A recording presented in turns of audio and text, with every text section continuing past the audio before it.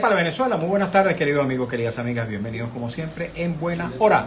Su servidor Mario Villegas, listo para compartir con ustedes hasta las 3 de la tarde de este día, viernes 16 de mayo. Hoy es viernes, el cuerpo lo sabe. Nuestro programa, una presentación del servicio geriátrico del doctor Argenis Portillo. Consultas previas citas por el teléfono 0414-309-0806, 0414-309-0806.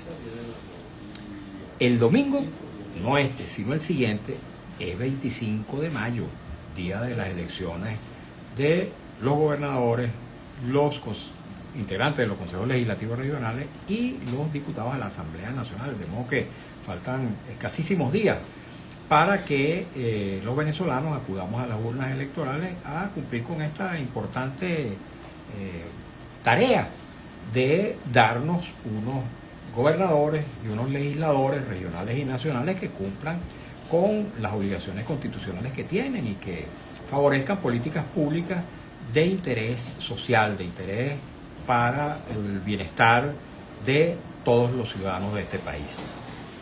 A lo largo de todo este tiempo en el que la campaña ha estado en desarrollo, en nuestro programa hemos estado recibiendo a representantes de distintas corrientes de opinión, de distintas organizaciones políticas, de distintos movimientos sociales para hablar sobre este tema de las elecciones. Incluso hemos tenido como invitados a personas que no son partidarios de votar en este proceso electoral en virtud de esta situación tan lamentable que ocurrió el 28 de julio, cuando el Consejo Nacional Electoral incumplió la obligación constitucional y legal que tenía de presentar los resultados electorales desglosados mesa por mesa, centro por centro, tal como se había hecho además en todas las elecciones precedentes.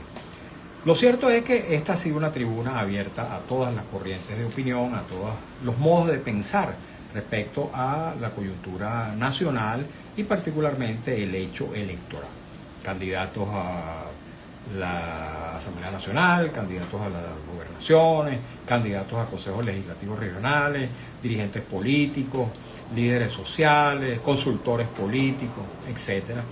Y hoy vamos a continuar en esa misma línea y los días subsiguientes conversando con algunas personas que tienen algún interés específico en este proceso electoral, bien porque son candidatos o bien porque tienen una opinión que dar respecto a esta coyuntura. El jueves que viene, que es la fecha en que cierra la campaña electoral, vamos a tener un consultor, tal vez uno más, tal vez dos consultores sobre el tema político electoral, de modo de apreciar su punto de vista acerca de cómo se vislumbra el acto electoral del día 25, del 25 de mayo. Pero desde hoy hasta el miércoles continuaremos haciendo estas entrevistas con distintos candidatos a distintas responsabilidades públicas. El día de hoy me complace darle la bienvenida a un aspirante a la gobernación de un importante estado del centro del país, del estado Aragua. Y me refiero al dirigente político Rodrigo Campos, a quien doy cordial bienvenida. Bueno, gracias Mario, gracias a todos los escuchas de Radio Rumbo. De verdad que ahorita que escuché el clink, clink, clink, la marimba, muchos recuerdos de niño, cómo cambia la vida, ¿no? Venir, primera vez que vengo a Radio Rumbo y escuchar eso. Bienvenido, pues. Muchas gracias por la oportunidad. Así es. Rodrigo, me gustaría que antes de entrarle a los temas sensibles del proceso electoral y de la vida nacional, me gustaría que le dijera a nuestra audiencia quién es Rodrigo Campos, para aquellos que no te conocen como dirigente político que eres en el estado de Aragua, me gustaría que la gente sepa quién eres tú, qué profesión tienes, cuándo naciste, dónde naciste, cómo te has desarrollado desde el punto de vista educativo y profesional. Bueno, tengo 37 años, soy de 23 de enero de Maracay. Estudié en la Universidad Bicentenaria de Aragua Derecho. ¿Eres abogado? Sí, en el año 2012 fui electo diputado al Consejo Legislativo del Estado de Aragua, que lo ejercimos hasta mayo del 2018.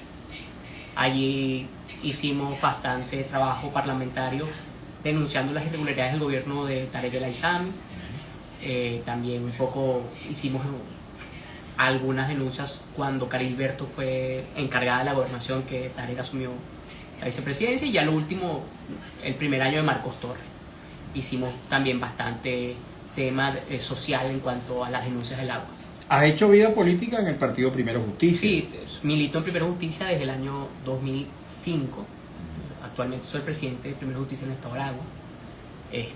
Y bueno, evidentemente estamos en una coyuntura política en la cual creo que las ataduras partidistas, cuando no interpretan lo que uno siente, no está uno obligado, ¿no? Y siento que hoy hay que dar el paso a la participación y al voto. Y por eso pongo mi nombre en la gobernación del Estado de Aragua. Es una responsabilidad importante, pero también es un mensaje claro a decirle a la gente que el 28 de julio este país votó por un cambio.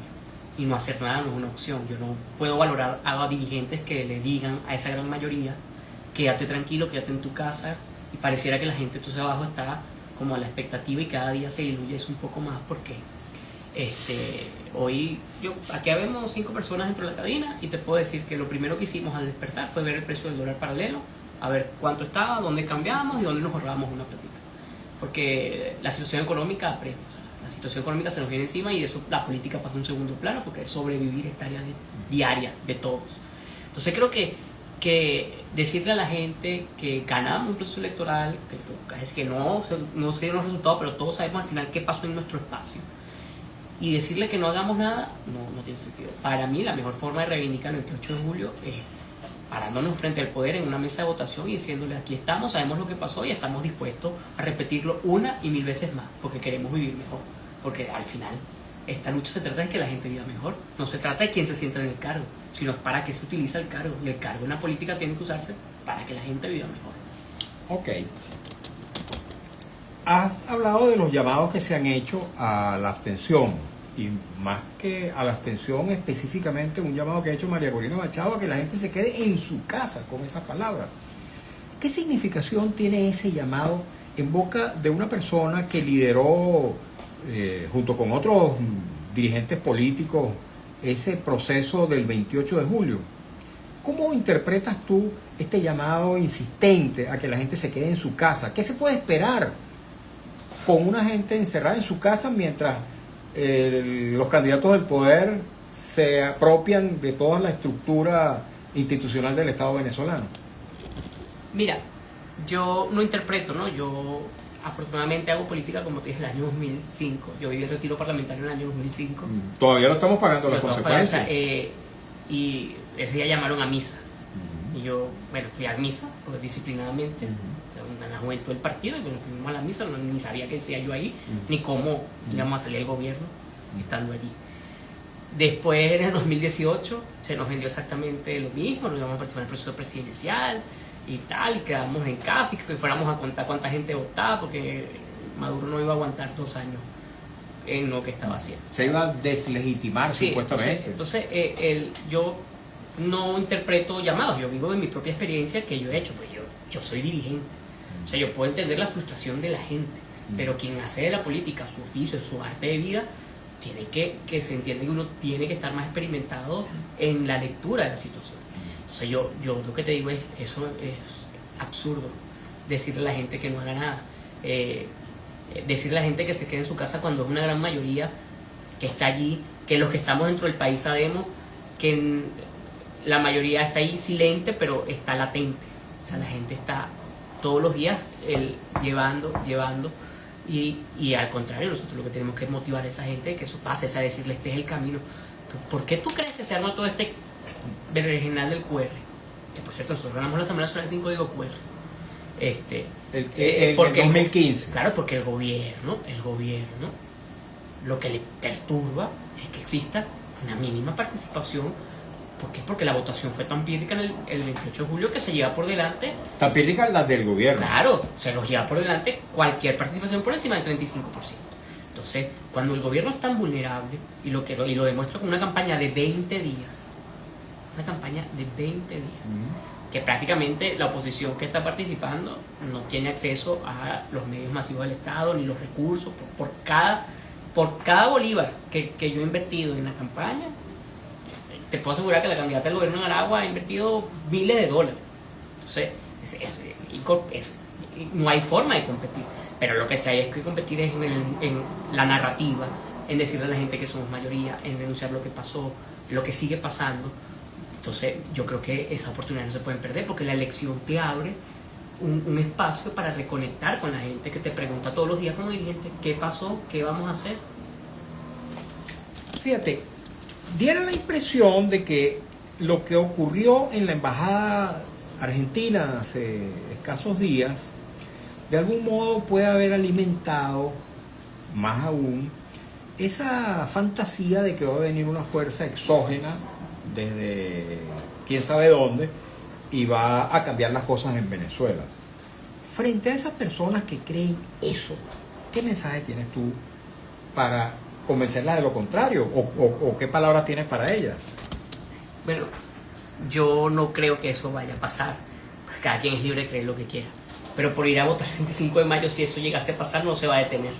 O sea, si aquí algo exógeno va a venir, no porque Rodrigo Campo es candidato a la gobernación de Aragua se va a detener, o porque unos aragüeños salieron y votaron porque querían un cambio en la forma de cómo se administra Corpo Salud, cómo se administra el hospital, cómo está la vialidad, no sé, eso no se va a detener. Entonces yo creo que es totalmente absurdo pensar eso. Y que te decía ahorita que yo en el año 2007 participé en todo este tema de cuando hicimos la campaña en la reforma constitucional. Y me acuerdo claritamente, o sea, María Corina y Henry Ramos Alud decían a la gente no votar.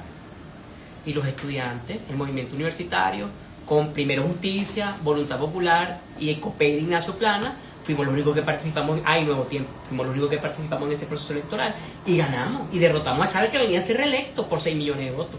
O sea, tú no puedes subestimar a la gente. No puedes subestimar a la gente. En ese proceso hubo gente que llamó a la abstención, que por cierto son las mismas voces de siempre, ¿no? Que, o sea, si yo no soy candidato, no votes. O sea, pareciera que eso es... Bueno, la verdad es que hay de las voces de siempre y hay otras que no son las de siempre. Porque yo recuerdo que incluso de tu propio partido, Primero Justicia, también se convocó a la abstención en varios procesos electorales. 2018. En el 2018 y en otros. En el 2005 no me refiero a los parlamentarios, me refiero a procesos electorales de distinta índole, por ejemplo elecciones regionales, municipales, etcétera, en los cuales Primero Justicia también convocó a la abstención. No, claro, en el año 2017 después de... En eso hay que ser autocrítico. Claro, bueno, y por eso estamos participando. O sea, en el año 2017 se dio un debate para ir al proceso municipal y los legisladores se pegaron con la elección presidencial, no se firmó el acuerdo de Dominicana y la historia ya la sabemos, ¿no? Maduro se caló los 6 años, terminamos aceptando participar en una elección presidencial contra el mismo Maduro y aceptando juramentarnos en la Asamblea Jorge Rodríguez si se reconocía el resultado. Entonces, a eso suena, o sea, ¿cuál es mi temor personal? Que la gente tiene que entenderlo. Bueno, que como dirigente esto ya yo lo he vivido, o sea, y la misma música me la han cantado muchas veces. Si eso lo has vivido tú y lo han vivido otros dirigentes políticos de tu propio partido y de otros de oposición, ¿por qué tienen un razonamiento distinto y un diagnóstico distinto y una receta distinta frente a la coyuntura de hoy? Bueno, justamente para eso es la política. Ajá. O sea, la política es lo único que le permite a los hombres soñar, tener un sueño común y debatirlo en sociedad. Cada quien tiene derecho a tener su posición, lo que es la política hay que construirla. Claro, no, pero no puedes imponer. ¿qué intereses mueven? ¿Qué intereses? Mira, ¿Qué yo razonamiento? no te puedo decir que los mueve a ellos, pues yo te puedo decir lo que me mueve a mí. Lo que me mueve a mí a participar es que yo siento que aquí hay una gran mayoría que tenemos que seguir intentándolo en cualquier rendija de participación que se abra. No sea solo una elección hecha por el CNE, Consejo Comunal, jueces de paz, Bolas Criollas, Club de la Madrina, la Feria de San José, lo que sea que nos permita a nosotros mostrar que somos una mayoría y que rechazamos al gobierno, tenemos que hacerlo. Ahora, ¿por qué? Porque la política es el ejercicio permanente de una narrativa que tenemos que llevar a la sociedad, porque si no, mira, la gente se va a vivir, a sobrevivir, y esto pasa, volvemos al 2017, que después de acumular una gran fuerza por el cambio, la crisis económica acabó con todo movimiento de resistencia que pudiera existir. Algo que también ha alimentado el discurso abstencionista es lo que ocurrió el 28 de julio, a diferencia de procesos electorales anteriores, en los que, digamos, los resultados estaban a la vista en las publicaciones que hacía el Consejo Nacional Electoral. Eso no ocurrió el 28 de julio. No hay la evidencia material en la estructura automatizada del sistema electoral, no hay evidencia de qué fue lo que pasó. Hay actas que fueron emitidas por las mesas de votación que han sido publicadas por factores de oposición en la internet, mas no está la evidencia física del Estado venezolano. Entonces, frente a eso, hay entonces el discurso abstencionista de que en esta oportunidad vamos a estar los venezolanos, digamos, a la buena de Dios. Eso es una falacia, porque aunque el Consejo Nacional Electoral no publicó los resultados por mesa, todo el mundo en Venezuela y fuera de Venezuela sabe lo que pasó en cada una de las mesas. Claro, pero ¿cómo saber lo que va a pasar el 25 de mayo? Por supuesto, es que no se van a volver a emitir actas. La gente no va a poder presenciar la votación. Claro que la gente lo va a hacer y la gente va a saber. Ahora, pero el cobro de ese resultado, bueno, es el que está pero en el cobro, el resultado, tú no se lo puedes trasladar a la dirigencia media y a la dirigencia y a la sociedad. Como el cobro del resultado lo paga quien dirige la estrategia. O sea, a nivel nacional, la estrategia del 28 de julio la dirigía una persona, un grupo de personas, y ellos tienen que rendirle cuenta a la gente porque todavía no hemos cobrado. En eso yo estoy de acuerdo, pero ahora me refiero a la del 25 de mayo. Bueno, pero es que no ha pasado el 25 de mayo. Vamos a esperar que pase, vamos a ver qué pasa el 25 de mayo. Vamos a ver cuánta gente vota, qué resultados se dan. Vamos a ver, vamos a esperar, pero tú no. Yo pago la factura del 25 de mayo, que a mí me corresponde pagar como candidato y como vocero de la participación. Pero no puedo pagar el fracaso de quien tenía que cobrar el 28 de julio y no lo cobro. Yo tampoco, por cierto. Ahora te pregunto, ¿qué control hay sobre los distintos momentos del proceso electoral? Ustedes tienen, digamos, una suerte de supervisión, de vigilancia de los distintos momentos del cronograma electoral y por supuesto que del acto electoral en sí mismo.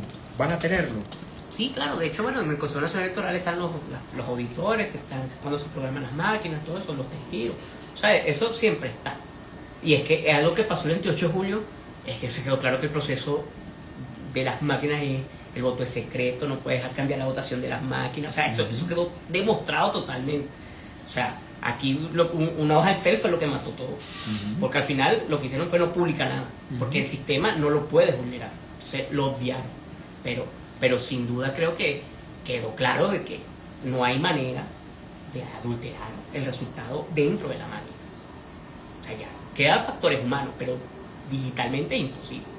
Yo creo que más allá de eso, no podemos desviarnos de esos temas técnicos, porque esto es, esto es un tema de cómo concibes tú una lucha en un sistema donde la democracia retrocede. Porque las elecciones tienen un fin, un sistema democrático que es transmitir el poder a quien es mayoría. Pero en un sistema que se va perdiendo la democracia cada día, las elecciones solo son un medio para conectar con la gente, para organizarte, para resistir a lo que viene. Y aquí viene una reforma constitucional. Y esto es el primer round. Porque la reforma constitucional tiene que pasar por un referéndum. Tampoco vamos a participar en eso y vamos a dejar que modifiquen el Estado. Vamos a dejar que modifiquen la forma del Estado y la distribución de los poderes. O sea, nosotros estamos hoy abriendo camino en un primer round que es la elección de gobernadores y Asamblea Nacional. Ahora, la verdad es que si tuviéramos dos dedos de frente y nosotros hoy llamáramos a la gente a votar y a defender el 28 de julio participando y ganamos la Asamblea Nacional, aquí no hay reforma constitucional. Porque el gobierno le tiene pavor a que la gente se exprese. Por cierto, el que haya o no una representación importante de la oposición en la Asamblea Nacional pudiera de alguna manera evitar la posibilidad de que el poder quiera cambiar la Constitución sin pasar por un referéndum, porque eso también es una posibilidad que yo estimo que puede estar presente. Es decir, si el gobierno tiene el poder absoluto en la Asamblea Nacional, pudiera inventar una fórmula que impida el paso constitucional del referéndum. No hay manera de reformar la Constitución sin pasar por un referéndum. La pudieran enmendar, pero la enmienda no puede reformarla. Entonces no hay manera. Tiene que pasar por un referéndum. Bueno, debería ser según la letra de la Constitución. Tiene que pasar. Bueno, si el gobierno tiene la pretensión de modificar la Constitución, tiene que hacer un referéndum. Y nosotros tenemos que exigirlo y no podemos tolerarlo si no lo hace. Nosotros tenemos que, por eso te digo, hay que estar organizados y de pie para lo que viene, que es la pretensión de modificar la Constitución. Cualquier pretensión de modificar la Constitución en su esencia amerita la consulta del soberano a través de un referéndum. Y para eso la dirigencia que está en Venezuela se tiene que preparar. Y no es en la casa, no es esperando que venga algo de afuera, no es en misa, es en la calle con la gente acompañándola en sus penurias, diciéndole aquí estamos contigo, este es un camino que lo estamos transitando juntos porque todos padecemos los mismos problemas, pero aquí seguimos. Ok, estamos conversando, amigos, con Rodrigo Campos. Él es dirigente político del Estado de Aragua, aspirante a la gobernación de ese importante estado del centro de la República. Vamos a hablar un poco ahora del Estado de Aragua, porque me gustaría también que habláramos acerca de cómo se encuentra el Estado de Aragua y qué propone la oposición que tú, digamos, encabezas, o este sector de la oposición que tú encabezas, para resolver problemas existentes en aquel importante estado. Antes de eso, me gustaría, como tú has mencionado en 2 ocasiones, a Tarek El Aissami, nos hablaras un poquito de este personaje, desaparecido, por cierto, después de haber estado preso, no sabemos dónde, ni bajo qué cargo exactamente, pero todos entendemos que hay un problema de irregularidades administrativas significativas en el manejo de los asuntos públicos en su condición de presidente de PDVSA, que lo era hasta hace algún tiempo. Me gustaría que habláramos un poquito de este personaje, lo que este personaje ha significado para el Estado de Aragua y cómo recibieron ustedes en Aragua esta información acerca de que Tarek El Aissami supuestamente encabeza una banda delincuencial.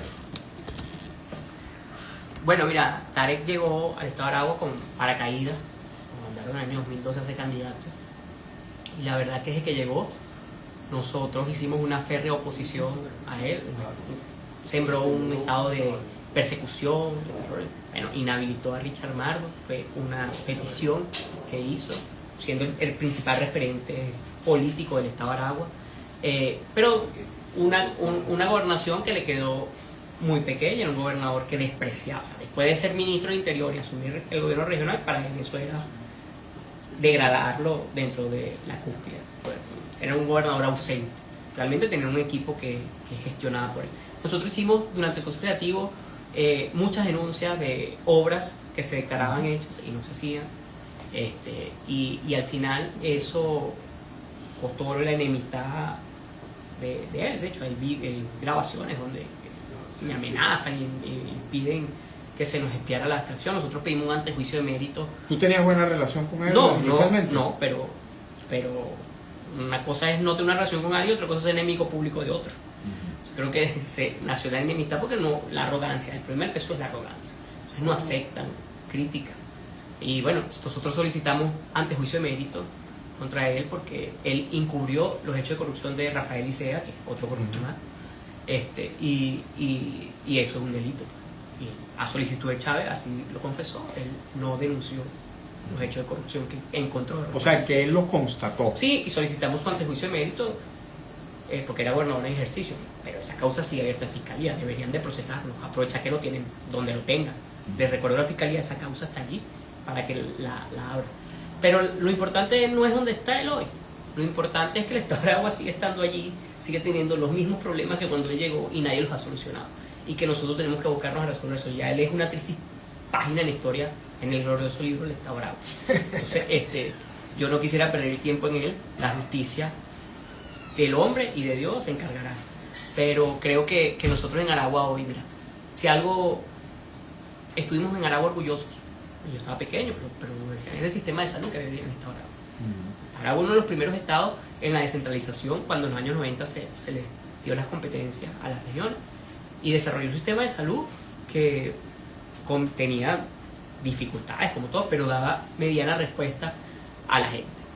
Hoy la salud no da respuesta a la gente en Aragua. O sea, en Aragua, no sé si pasa en otros estados, pero en Aragua tú hoy te enfermas y necesitas una operación y tienes que comprar $400 en los insumos que tienes que llevar desde la sutura, la gasa, todo. Son $400 que tienes que pagar. Ok, tenemos que hacer una pausa porque vamos a escuchar un avance del noticiero. Al regreso continuamos conversando, amigos y amigas, con Rodrigo Campos, dirigente político, presidente del Partido Primero Justicia en el estado de Aragua y candidato a la gobernación de ese estado en las tarjetas de Un Nuevo Tiempo y Unión y Cambio, que es la estructura electoral que se ha construido bajo el liderazgo de Enrique Capriles Raoqui, después de estos conflictos internos que han dividido en 3 toletes a Primero Justicia. Vamos a la pausa, amigos, y al regreso leeremos también preguntas, comentarios, inquietudes que nos llegan a través del Instagram @MarioVillegas100 y de la plataforma de Radio Rumbo 670M. Ya venimos. Háblanos mientras llega el avance del noticiero de Primero Justicia. Primero Justicia, tú eres presidente de Primero Justicia en Aragua. Sí. ¿Has sido excluido como fueron excluidos Enrique Capriles, Tomás Guanipa y Juan Requesén? Bueno, todavía no me han notificado nada, No ha sido notificado. pero no tienen facultad para hacerlo. A mí O sea solo- que tú te consideras, sigues siendo presidente yo de Primero fui Justicia. electo presidente de Primero Justicia en un proceso de un militante y un voto hasta el año 2027. El estatuto del partido establece que solo me puede instituir el comité en las 2/3 partes. Ok. O, en su efecto, si hay una indisciplina, solo puede hacerlo el tribunal disciplinario. La Junta de Dirección Nacional de Primera Justicia ni la presidenta tienen facultad para destituir militares. ¿Están fuera de ley la Por presidenta? supuesto, por supuesto. Me refiero a la ley interna de Claro, Primero por Justicia. supuesto, por supuesto. Es que a mí me desconcierta que Nicolás Maduro le moleste que la gente vote, pero me desconcierta aún más que a dirigentes de oposición le molesta doble que la gente vote. Entonces no sé cómo los extremos hoy se molestan porque tú le digas a la gente que vote, cuando es el arma que tiene la gente. ¿Y por qué estas personas que fueron tus compañeros de Primera Justicia ahora son parte de ese extremo al que tú te refieres? No sé, tendríamos que preguntárselos a ellos que den sus motivaciones, porque hasta ahora no las han dado nunca. ¿Pero qué lees tú de esas actuaciones? No, yo no puedo leer nada, yo ¿No? no puedo leer nada de esa cosa porque no están en el país. O sea, decirte qué vivencias han tenido fuera de Venezuela, que los llevan a pensar pero así. ¿están fuera de Venezuela la presidenta de Primera Justicia? Sí, ¿Se claro, fue? claro. ¿Ah, sí? ¿Ya se fue? Venezuela. ¿No hay dirigentes de ese equipo en territorio nacional? No, ¿Seguro? seguro. ¿Es que es algo? Yo pensé que había algunos que estaban aquí. Creo que Juan Pablo es el único. Juan Pablo Guanipa. ¿Qué mensaje tienes para Juan Pablo Guanipa? Ninguno. La verdad que yo estoy abocado ahorita es en el estado de Aragua, lo que nos interesa y no abandonarlo. Porque un dirigente nunca puede abandonar su estado.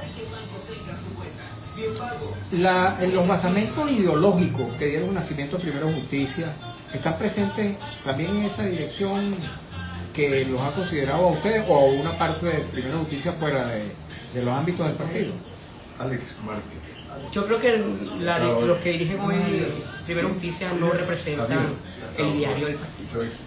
Y me duele decirte que bueno, el fundador, uno de los fundadores, Julio Borges, hoy no se parece en nada al Julio Borges del 2004, 2005 que yo inicié. Por cierto, fue a votar Julio Borges contra la decisión de la oposición de la Claro, abstención en te aquel formas en un momento. partido político que te dice que participar es la vida. De ecuación. Cuando tú cambias, metes la mochila reversa, causa un cortocircuito allí. Entonces, evidentemente lo que nosotros hemos aprendido en la participación es un pilar fundamental dentro del primero. Ahora, si todos esos dirigentes están fuera de Venezuela, ¿por qué los dirigentes como tú, que sí están, por qué no se reúnen y toman la dirección de esa organización? No, bueno, nosotros estamos, pero ¿quiénes somos el partido? Pues lo que estamos. ¿Quiénes somos el partido? Los que estamos acá. Ajá. Nosotros, evidentemente, hay que hacerlo con como lo dicta el estatuto. O sea, nosotros ya tuvimos un proceso interno. Un proceso interno, hasta el año 2027 tocó otro proceso interno. Ahora, si se hicieran las discusiones, como dicta el reglamento, como hace todas las decisiones del partido Francia, el problema es cuando una cúpula lo secuestra.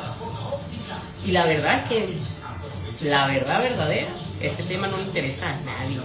Venezuela está en otra onda para detenerse en lo minúsculo que es primero justicia ante la situación que trae en el país.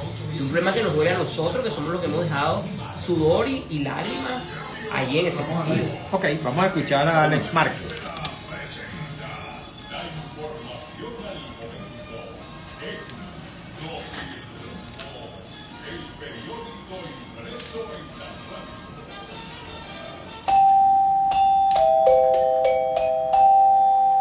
Notirrumbos informa la consultora jurídica del Sistema Unificado de Atención Farmacéutica, Ana Yancy Acevedo, aseguró que la organización trabaja en garantizar la salud y el abastecimiento farmacéutico eficiente en el país. Entre las iniciativas destacan convenios con una industria del sector instalada en Venezuela para la distribución de medicamentos. Notirrumbos informa, el fiscal de la Corte Penal Internacional, Karim Khan, se aparta temporalmente desde hoy del cargo hasta que finalice la investigación por presunto acoso sexual, según comunicó hoy día viernes la oficina del propio fiscal.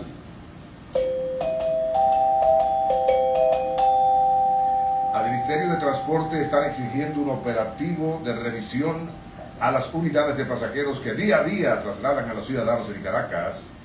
Las chatarras ambulantes circulan diariamente con falla de mecánica, ventilación y poniendo en riesgo a sus pasajeros. Eso sí, cobran completo. Informó Notirrumbos. 2:34 minutos, hora Rumbos, la emisora de Venezuela. Informando y sonando, Radio Rumbo 670 AM, 75 años con Venezuela.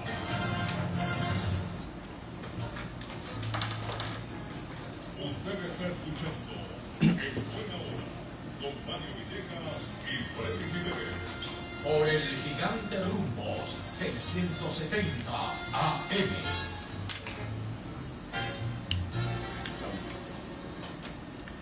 Seguimos, queridos amigos, queridas amigas, en Buena Hora. Y es momento de hablarles del servicio geriátrico del doctor Argenis Portillo. Como siempre, les recuerdo que el doctor Argenis Portillo es un profesional de la geriatría de muy larga experiencia, de un compromiso existencial con la salud de los adultos mayores. Es también médico intensivista, profesional de la medicina crítica y profesor de nuevos médicos en la Escuela de Medicina Vargas de la UCB y en la Academia Militar. Tiene su consultorio en la esquina de Las Cibarras, Avenida Urdaneta, y presta también servicio domiciliario en aquellos casos en que el paciente así lo requiera. Tome nota, por favor, de su número telefónico que le puede resultar de utilidad: 0414-309-0806. 0414-309-0806, lo recomiendo ampliamente. Amigos, estamos conversando con Rodrigo Campos. Rodrigo Campos es presidente de Primera Justicia en el Estado de Aragua y candidato a la Asamblea Nacional por los partidos que son los que tienen tarjeta Un Nuevo Tiempo y Unión y Cambio. A partir de este momento vamos a hablar un poco del Estado Aragua para ubicarnos en la condición de nuestro invitado y saber de qué se trata la propuesta que ellos presentan a la consideración de los electores de ese importante Estado de la República. Y una vez que hayamos cumplido con esa parte, leeremos comentarios, preguntas que ya nos llegan en abundancia a través de nuestro Instagram, @MarioVillegas100, y las redes sociales de Radio Rumbo. Cuéntanos un poquito, Rodrigo, el Estado Aragua, ¿cuál es el principal problema? Ya hablaste un poco del tema de la salud. ¿Cuál es el principal problema que viene después de este? ¿Y qué soluciones pretendes tú aportarle a ese importante Estado de la República para que los aragüeños se sientan que están viviendo en un estado donde hay bienestar, donde hay protección a la seguridad, a su vida en general? No, bueno, no hablé completo de la salud, fue un Mateo. No, bueno, la salud es el eje fundamental de nuestra propuesta de gobierno, es recuperar eso. Más nunca en el estado de Aragua alguien tenga que pagar $400 para que pueda ser operado. Nosotros aspiramos a recuperar eso, a recuperar el sistema de salud como estaba concebido en los años 90, que es la descentralización por patología, o sea, llevarlo a que los centros de atención primarios, los núcleos de atención primaria, los NAP, vuelvan a estar activos y que allí se ejecute una política de salud preventiva. Y, bueno, dotar de insumos a lo que tenemos. Hay una infraestructura, lo que queda es dotarla. Tenemos el mejor capital humano, lo que queda es darle las herramientas necesarias. Lo otro es una visión clara de reactivar la industria. Pero en un estado claro, donde hay... por nada, en el estado de Aragua está la sede nacional del Corpo Industria, que por cierto es la sede de la gobernación. Era porque concentraba, yo siempre he dicho, o sea, el estado de Aragua es el quinto estado del país, y está allí por su mano de obra calificada, porque ahí en el estado de Aragua no hay petróleo, no hay una refinería, no hay una planta de distribución. Pero había muchas textileras importantes, claro, metalúrgicas. Pero lo que había era mano de obra. O sea, lo que te quiero decir es, lo que hay es mano de obra calificada. Entonces recuperar eso, el estado de Aragua ha perdido competitividad. Pues, nosotros estamos mejor ubicados que el estado de Carabobo.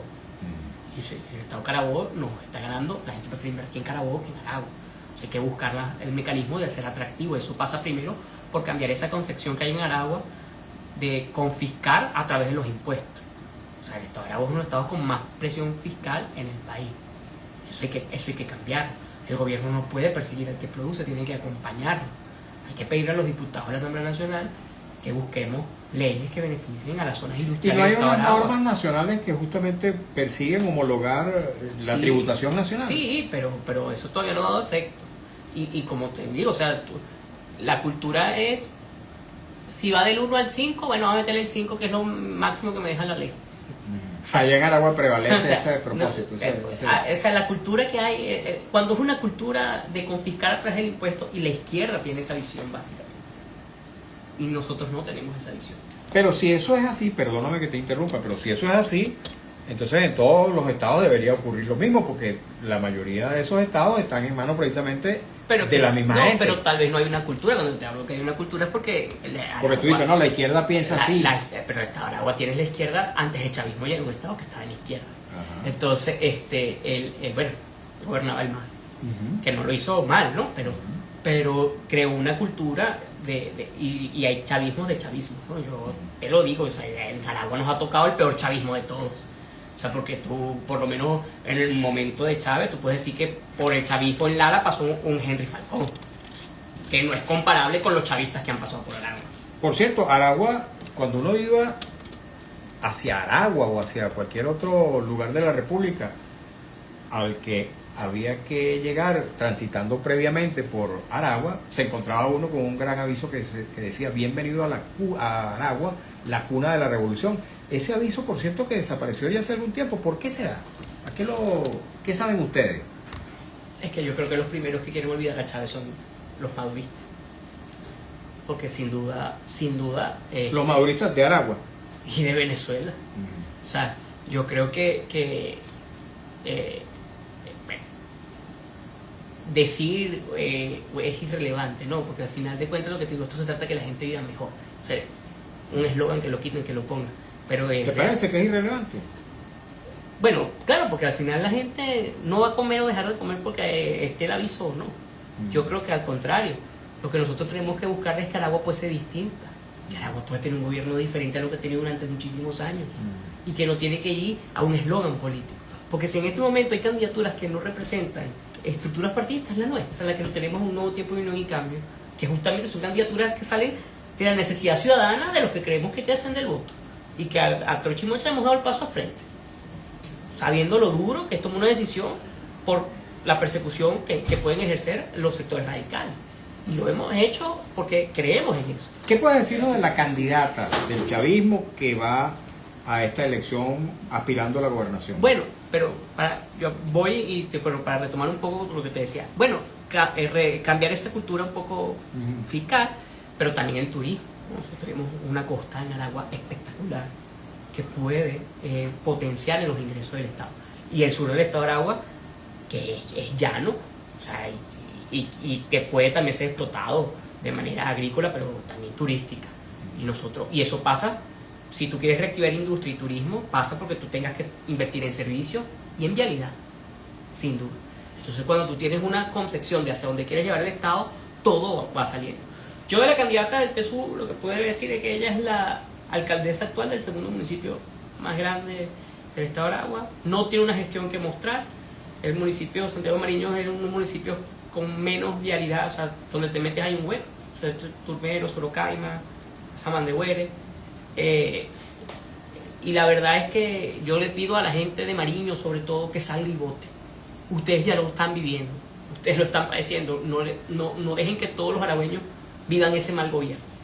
Lo que pudiera decir de ella, evaluarla por su gestión, porque como persona, bueno, creo que como persona todos somos respetables. ¿Es la peor gestión de los alcaldes de Aragua? Es que son casi todos iguales. O sea, Entonces, compiten en quién es el más malo, de verdad. No hay una gestión que pudiera uno decir, bueno, pudiera. Por eso, pero entonces es lo mismo que lo que vayan a No, votar. pero claro, el segundo municipio, así tú puedes decir un municipio de 10.000 habitantes como Bolívar, un municipio de 20.000 habitantes como Bolívar, que no tiene nada de recursos, no tiene zona industrial, tú puedes decir, bueno, que tiene la azucarera. Pero un municipio que ha tenido un crecimiento como Mariño y que tiene una recaudación propia y que la alcaldesa no pueda resolver los problemas de vialidad de su propio municipio, es bastante. Porque está el alcalde de Maracay, que tampoco sirve, y tiene una planta de asfalto, que ese es peor todavía. O sea, sí puede decir eso. Ok, vamos rápidamente a leer mensajes que nos llegan a través de nuestro Instagram y de las redes sociales de Radio Rumbo. Rápidamente, @Adelcallín. Dice, saludos cordiales, en sintonía, cordial saludo. Ya va rápidamente. Dice, @ImagenCorp 2002, muy de acuerdo. No es exactamente. Bueno, dice, después envía otro mensaje que dice, no nos podemos quedar a que María Corina Machado resuelva. Dice, @Osorio 1965, saludos, cordial saludo. Henry Joel Nieves, si Rodrigo gana y lo roban, ¿saldrá a reclamar o aceptará el resultado? ¿Llevará testigos a recoger las actas? ¿Entrenaron a esos testigos en cómo esconderse para no ser secuestrados por los colectivos?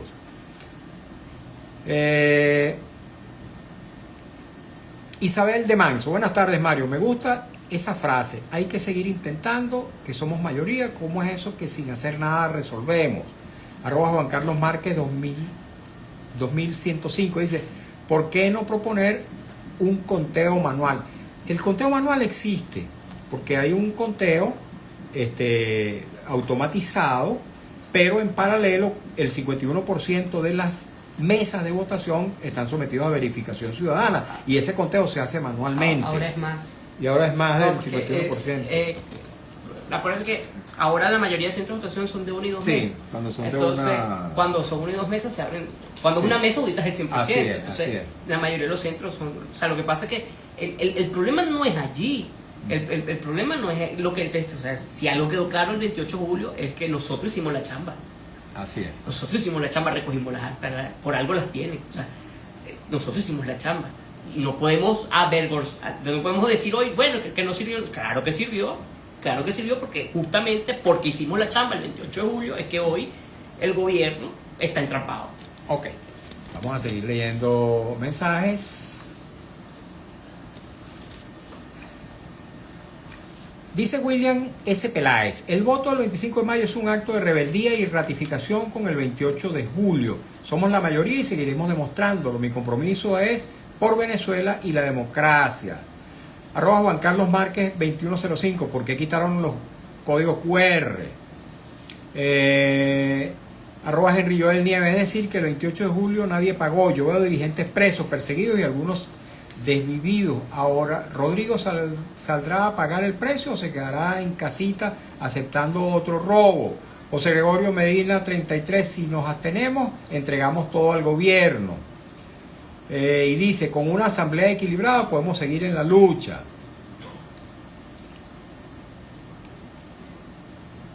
Me disculpan amigos, un poquito de paciencia. Henry Joel Nieves, cuando llegue el asunto de la reforma, estaré en la calle para luchar. Ahora para el 25 no votaré porque todos me parecen socios del gobierno y gane quien gane, terminarán negociando para sus bolsillos. Beltrán 300, saludos, absolutamente seguro que el remedio para recuperar la normalidad de nuestro hermoso y megadiverso país no es otra cosa que restituir el Estado de Derecho. Hacia allá debemos enfocarnos todos. Henry Joel Nieves, no sabía que lo apoyaba Capriles. Trina Julieta Ponce, ojo, no soy político, pero me parece ingenuidad o no sé qué, pero en un país donde no hay respeto, lo peor que se puede hacer es no ir a votar. Ellos van a obligar a empleados públicos y ya.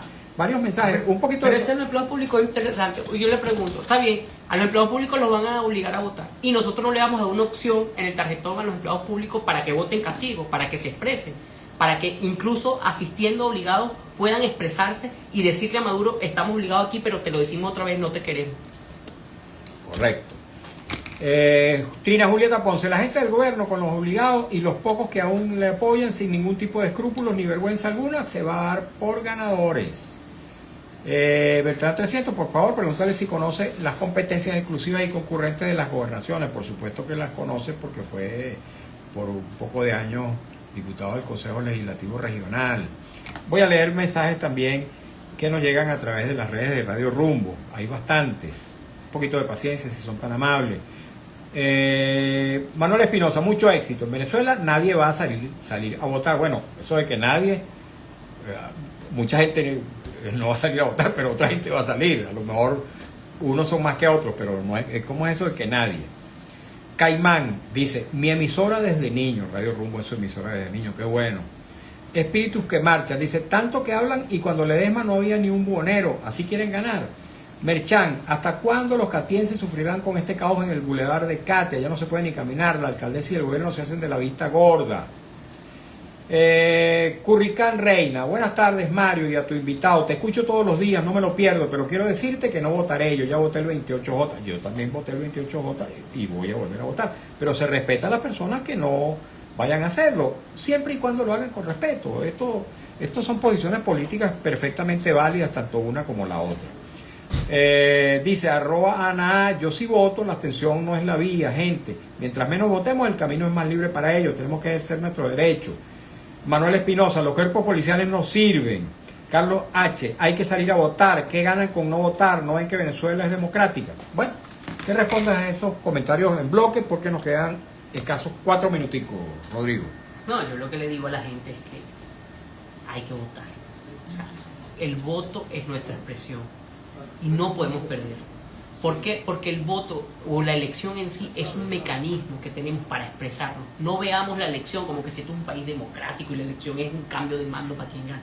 Veamos que la expresión es un medio de protesta, es el medio de protesta más económico que tiene hoy la gente, porque a nadie lo van a meter preso por ir a una mesa de votación. Y allí usted puede expresarse, puede votar en contra. Y pase lo que pase, se va a saber lo que en esa mesa pasó, ya lo demostramos el 28 de julio, y no lo van a poder ocultar. Y eso es el golpe más duro que le hemos dado al gobierno, deslegitimarlo en su propia zona. Y yo te lo digo, nosotros ante el 28 de julio decíamos, bueno, tal vez Maduro pueda ganar en San Vicente, barrio emblemático allá. Sí. Pero San Vicente fue 80-20, pero 80-20 en contra de Maduro. Y eso no lo pueden ocultar. Eso no lo Brisas del Lago, también en Maracay, fue 80-20 contra Maduro. Y si nosotros no fuéramos participado en el 2024, nosotros pensáramos todavía que esas son zonas que acompañan al gobierno y que hoy no la acompañan. ¿Quién es? Katia. ¿Cuál fue el resultado en Katia el 28 de julio? Y eso era impensable incluso el 27 de julio. Tuvo que pasar el 28 para darnos cuenta del rechazo que tiene el gobierno. Rapidito, ¿cómo se vota por ti en Aragua? Fácil. En la primera columna, la tercera o la cuarta, que es Unión y Cambio y Un Nuevo Tiempo. La presiona, verifica los candidatos y vota. Bien, agradecido. Gracias Rodrigo. a ti. Rodrigo Campos, dirigente político, presidente Primero Justicia en el Estado de Aragua y candidato a la gobernación de ese importante estado del centro de la República de Venezuela. Amigos, muchísimas gracias a ustedes también por habernos acompañado en esta nueva edición de nuestro programa En Buena Hora.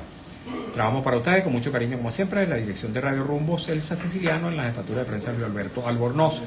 En los controles de Mir Lara, la lectura de las informaciones Alex Márquez, en las redes sociales de Radio Rumbo Marcos Rivera, frente a los micrófonos su servidor Mario Villegas con fe de Venezuela. Nuestro programa Una presentación del servicio geriátrico del doctor Argenis Portillo. Consulta previa cita por el teléfono 0414-309-0806. 0414-309-0806. Tengan todas y todos muy buenas tardes y un feliz fin de semana.